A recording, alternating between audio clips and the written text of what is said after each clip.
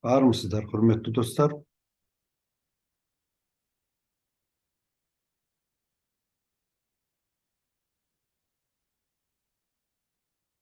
Математикалық сауаттылықтан келесі әдеттегі видео сабағымызды бастаған отырмыз.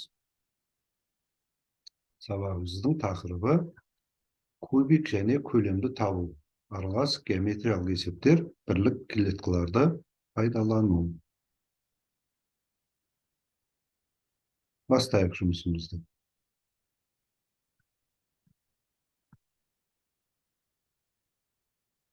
Он бес есептен тұратын топтамамыз.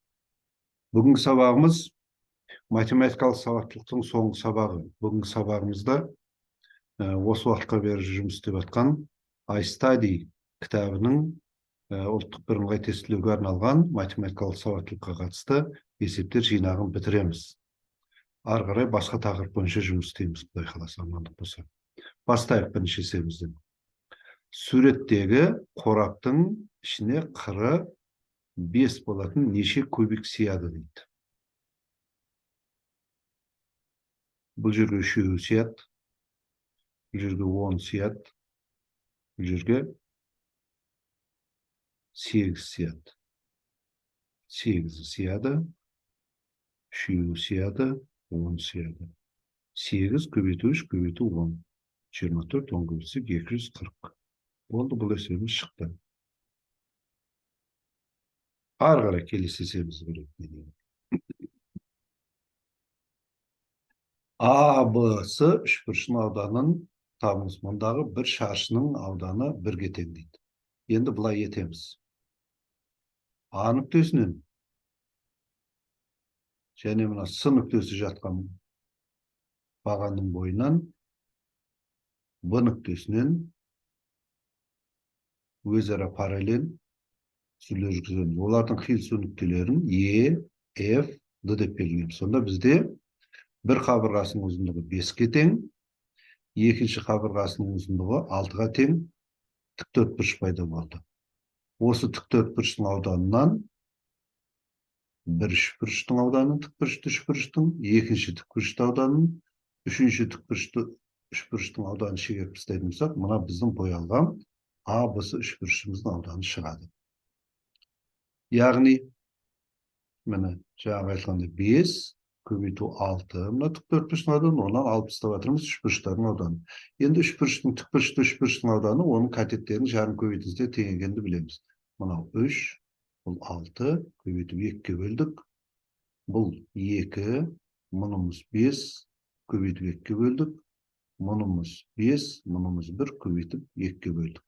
Сонда мұнымыз береді 18-ді, мұнымыз береді 5-ті, мұнымыз береді 2,5-ді. 30-дан алуымыз керек 14, 16 жарым. Сол кезде 13 жарым шығады. Болды, есебіміз шыға қойды. Бұл тәсілді білсек, есебіміз қиындық тудырмайды екен. Міне, кетті. Ары қарай кетеміз. Келесі есебіміз, үшінші есебіміз. Өлшемі 7 куб боялып, оның және өлшемі 1 болатын кішкентай кубиктерге бөлінді. Қанша кішкентай кубиктердің екі жағы да боялған дейді. Кубиктің 12 қыры бар. Әрбір қырында 5 кубиктің бір жағы боялған. Түсініп тұрсыз ғой, өзі 7 кубик қой. 7 кубик бұрышта тұрғандардың, ол бұрышта тұрғандардың 3 жағы да боялады ғой. Сондықтан 5-5-ден 5-ті 12-ке көбейтеміз. 12 қыр болғандықтан сол кезде жауабымыз шығады. Яғни екі жағы боялған 60 кубигіміз. Орта жағындағы кубиктердің болса да олардың бір жағы ғана боялады. Ары қарай кетеміз. Төртінші есебімізге. Тікбұрышты параллелепипедтің бір төбесі ортақ үш жағының аудандары 35 см квадрат, 21 см квадрат, 15 см квадрат болу керек енді мына жерде. Тікбұрышты параллелепипедтің көлемін табыңыз дейді. Енді мынау ғой, енді бір төбесі дегенім мынау. Бір төбесі ортақ болатын жақтарымыз міне мына үш жақ. Ал бұл мына төбеден шығатын қырларының ұзындықтарын оның сызықтық өлшемдері деп атаймыз. Bireuen A, bireuen B, bireuen C dep belgilep alатын bolsak, onda biz mınaday jüye alamız. Tek burçlu paralelepipedin sızıklık ölçümlerini A, B, C arkılı belgileyip, sonda A, B teң 21, A'sı teң 15, B'sı teң 35 болады. Енді мына берілген үш теңдеудің оң жақтарын, yani sol жақтарын мүшелеп көбейтейік. Сонда A көбейту B, көбейту A көбейту C, көбейту B көбейту C, тең 21 көбейту 5 көбейту 35 болады. Бұл жерде A 2 рет, B 2 рет, C 2 рет кездесіп тұрғандықтан A квадрат, B квадрат, C квадрат дейміз. Мына 21-ді 7 көбейту 3 дейміз, 15-ді 3 көбейту 5 дейміз, 35-ді 5 көбейту. Бұл жерде 5-тің екеуі бар, 3-тің екеуі бар, 7-тің екеуі бар. Квадратын жақшаны сыртына шығарды. Сонда A, B, C тең 7 көбейту 5 көбейту 3 көбейту 5 болып тұр. Ал A, B, C дегеніміз бұл тік бұрышты паралелепипедтің көлемін береді. Олай болса V тең 7 көбейту 5 көбейту 3 екен. Яғни 21, 21-ді 5 көбейтсек 105. Олай болса көлеміміз 105 сантиметр квадрат екен. Бұл есебімізде шықты деп есептесек болады. Келесі есебіміз көрейік не дейді екен. Бесінші есебіміз. Өлшемі 10 сантиметр, 12 сантиметр, 14 сантиметр тік бұрышты паралелепипед пішінді блок құрастыруға тапсырыс алған компания қателесіп 10 сантиметр, 14 сантиметр, 18 сантиметр блок дайындаған. Дайын болған блоктың көлемі жоспардағы блоктың көлемінен неше пайызға артты деген. Бұл жерде мына 10, 14, 10, 14 болып тұр да, біздің айырмашылығымыз 12 мен 18 болып тұр ғой. 18-іміз 12-ден 1,5 есе көп. Олай болса, 1,5 есе көп блок дайындаған, 1,5 артығы 50, жарты есе ғой, жарты есе дегеніміз ол 50%. Басқаша айтқанда 12 көбейту 10 көбейту 12 көбейту 14 1680-ді береді. 10 көбейту 4 көбейту 1220-ны береді. 1220-ны 1680-ге бөлсек, бұл да енді қарапайым жолда 1,5 шығады. 1,5 деген соңына 0 қоюға да болады ғой. 10-дық үлестік бөлігіміз пайызды береді. Олай болса, жауабымыз 50%-ға артық деген жауап шығады. Келесі есебімізді көрейік не дейді екен. Бұл есебіміз сәл күрделі есеп, мұқият тыңдап алыңыздар, қорқатын түгі де жоқ. Апам бір қорап шақпақ қант сатып алды. Балалар оның жоғарғы қабатын 99 шақпақ қантты жеп қойды. Мына жоғарғы қабаты.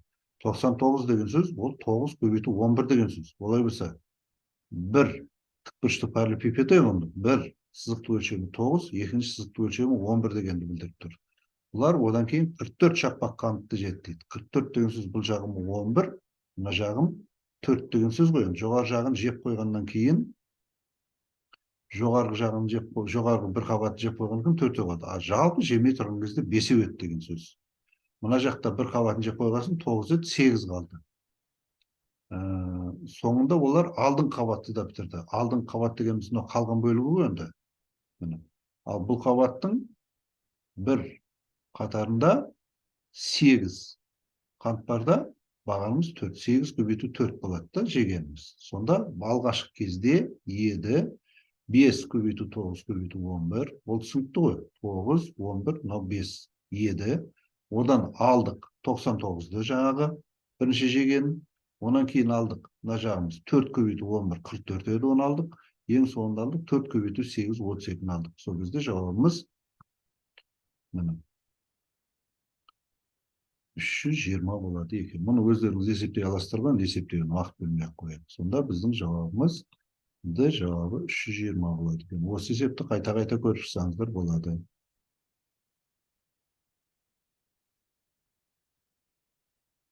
Келесі 7-ші есебімізді көрейік. Асан қыры 4 сантиметр болатын ағаш текшенің сыртын бояп, қыры 1 сантиметр болатын кубтарға бөлді. Бір жағы боялған кубтардың саны қанша енді? 4 сантиметрді бірден бөлді ғой, міне. Бір жағын ғана қарастырып отырмыз ғой. Сол кезде біреу ғана бөлінге, бір бет ғана боялған 4 кубик болады әрбір жағында. Ал бұның жағының саны 6. Олай болса 4-ті көбейтеміз 6-ға, 24. Олай болса біздің жауабымыз Е жауап 24 екен. Келесі 8-ші есебімізді көрейік. Қыры 8 сантиметр, барлық жағы боялған кубты 2 сантиметр кубиктерге олардың ішінде екі жағы боялған нешеу дейді енді. Мына жерде сызып қойдық енді. 8 сантиметр еді, 2 сантиметрден бөлдік. Жаңағы айтылғандай 12 қыры бар. 12 қырының әрбірінде екі жағы ғана боялған екеде тұр. Сонда 12 көбейту 2 24 болады деп тұр. Мына кубиктің үш жағы боялған, мына кубиктердің бір жағы боялған. Соны ескеріңіздер. Сонда жауабымыз 2 көбейту 12 24 болады. Мұның өзінде жауабы 24 екен. А жауап 24. Бұны да белгілеп қойдық. Келесі есебімізді көрейік.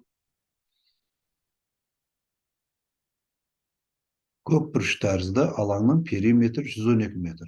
Көпбұрыштың барлық қабырғалары тең, және барлық бұрыштар тік болса, оның ауданын табыңыз дейді. Енді біз не істедік?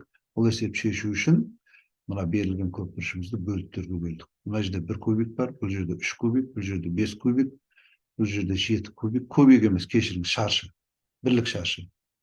Мына жерде 5 бірлік шаршы, бұл жерде 3 бірлік, бұл жерде 1 бірлік шаршы. Енді бағана айтқан периметріміз 112 болатын болса, мұна әрбір жеке-жеке қырының саны, жеке-жеке қырлардың саны 28 екен. Санап шыққаныңыз аспай, санап шығасыздар да. Сөйтіп 28-ге бөлетін болсақ 4-тен тұрады. Яғни бір қырдың ұзындығы 4. Мына бір кубиктің ауданы онда 4-те 4. Міне 4-те 4 деп тұр. Кешіріңіз, кубик деп шашын, бірлік шашын. Бірлік шашын мына жерде біреуі бар, үшеуі бар, бесеуі, жетеуі, бесеуі, үшеуі, біреуі бар. Бәрін қосатын болсақ 25-ті береді екен. Ал 25-тің 16-сы 400-ті береді. Олай болса біздің жауабымыз А жауап 400 екен. Қарап шығыңыздар. Асықпай санап шықсаңыздар да болады. 1, 2, 3, 4, 5, 6, 7, 8 деп кете берсеңіздер, өз 28 екенін анықтайсыздар. 10-шы есебімізді көрейік. Кубы қыры 20 сантиметр. Куб қыры 1 сантиметр кубтарға бөлінді. Егер осы қыры 1 сантиметр кубтың бір-бірінің үстіне қойып, мұнара құрастырсақ, оның биіктігі неше метр болады дейді. Әр қабатта 20-ның 20-сы бар ғой енді. Бөлген кезде мына 1 сантиметр 400 кубик бар. Ал 20 қабатта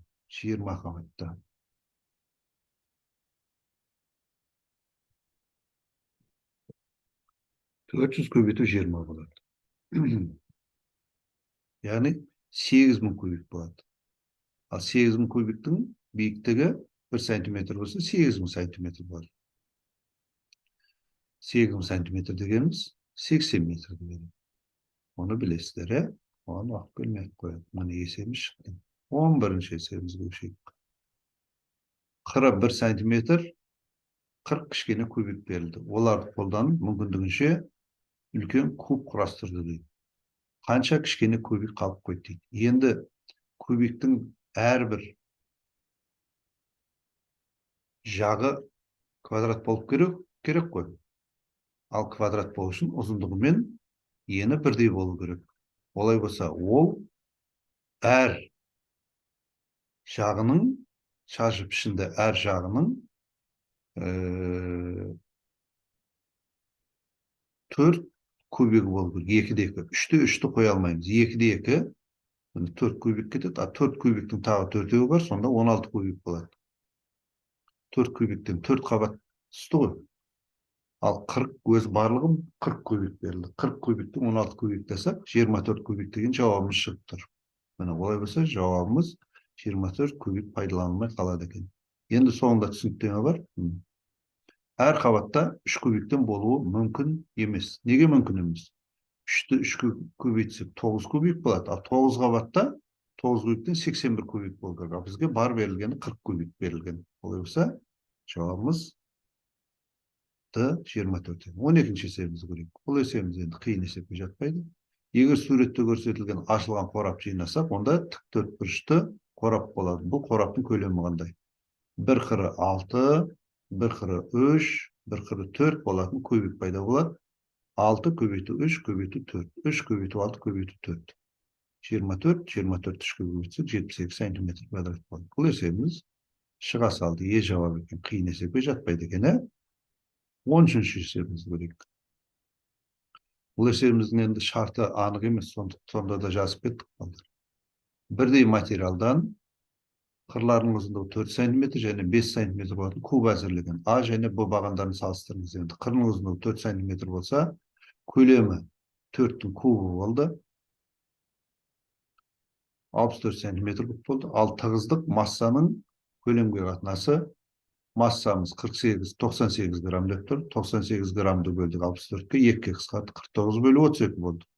Ал екінші кубтың қырының ұзындығы 5, яғни көлемі 5-тің кубы 125 см. Мына теңдеуден массаның тығыздық пен көлемнің көбейтіндісі. Тығыздық бірдей материалдықтан болғаннан мына тығыздықты алдық та, оны көлемі 125-ке көбейттік. Сол кезде 191,32-ден 13 деген шықты. Жаңа айтылғандай, шарт әдемі болмай тұр.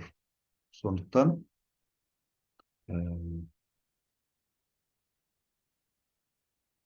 белгілей салдық. Мына жерде 191 дегеніміз мына 49-дың үшеуінен үлкен болып тұр ғой. Б үлкен адан. Мына Б үлкен адан дегенді белгілеуге болады. Мына А жауапты белгілей салдық. Есебі анық емес, шарт анық емес болса да. Өйткені мына жерде массамыз 98 болып тұр ғой.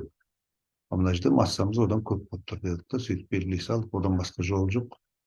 Өйткені бірдей материалдан болғаннан кейін тығыздықтары бірдей болады. Келесі 14-ші есебіміз керек. Саматқа жаңа жыл кешіне арнап, анасы қоныс тәрізді бас киім жасады. Егер бас киімнің табанында жатқан дөңгелектің радиусы 15 см, ал жасаушысы 30 см болса, анасы қалпақ жасауға қанша қағаз жұмсағанын табыңыз. Енді бұл жерде конустың бүйір бетінің ауданының формуласын білсек болды, есеп шығады. Конустың бүйір бетінің ауданы S-тен PRL болады. R дегеніміз табанның радиусы да, ал L дегеніміз жасаушысы. Бізде олардың барлығы беріліп тұр.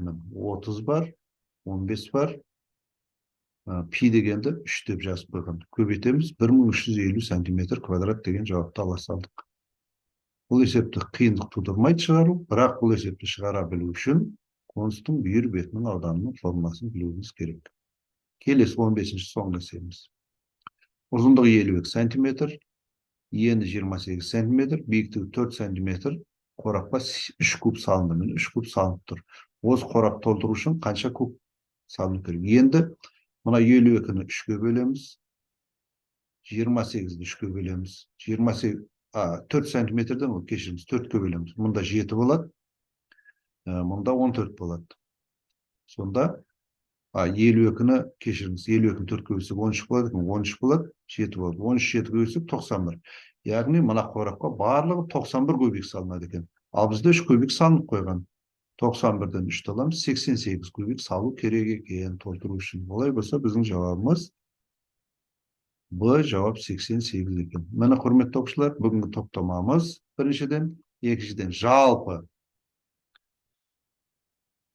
математикалық сауаттылықтан бір кітаптың есептерін барлығын шығарып тауыстық. Аман болыңыздар. Ұнап жатса лайк басыңыздар, тіркелмесе тіркеліңіздер. Мына соңғы видеоларға ғана қоймастан, видеолардың барлығын шетінен уақыт тауып қарап шықсаңыздар, одан білімдеріңіз артуына сенімдімін. Жақсы, аман болыңыздар.